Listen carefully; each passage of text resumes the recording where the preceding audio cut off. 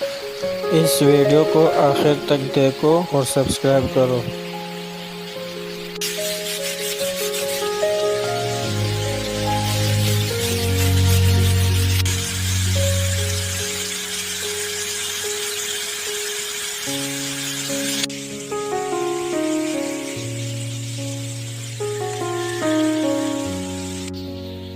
मेरी मेहनत के लिए एक लाइक कर दो।